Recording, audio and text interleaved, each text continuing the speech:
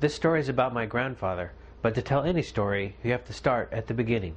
Born in Paradox, Colorado in 1931 to parents Ralph and Emma Stocks, he joined the Navy at the age of 16. In 1950, while still in the Navy, he met my grandmother, Doris. I met your grandfather. This girlfriend of mine wanted to use my record player, but I figured with the amount of kids that was there, they was going to get broke. So I let her borrow it, but I said, I've got to go with it. And so I was sitting out on the porch, and the rest of them were all in the house. And I was sitting on the railing, and here come Lloyd, and he picked me up and carried me in the house, and that was it. That was it.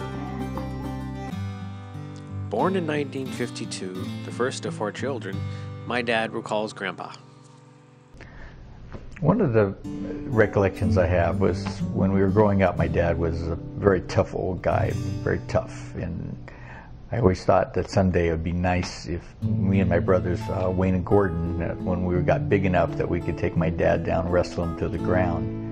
And even now, I can still remember the day when we were goofing around with Dad, and all of a sudden we decided this was the time, and with Wayne and Gordon and me, between the 3 of us, we finally wrestled Dad down to the ground, and we could hold him where he couldn't get up.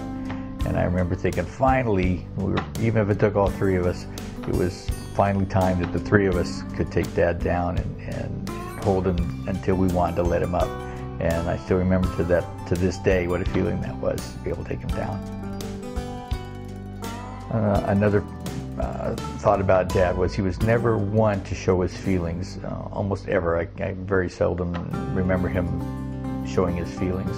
And one Christmas, when my oldest son Jason and his cousin Susan were a couple of years old, the 4 of us, my brothers and my sister, Wayne, Gordon, and Judy, we got together and we had a surprise photo taken of all of us together, and we wrapped it up, and for Christmas we gave it to Dad and put his name on it. He opened it and he looked at it and he was almost crying. It was the first time I can remember my dad almost crying over anything, and it made me feel good that he felt that way.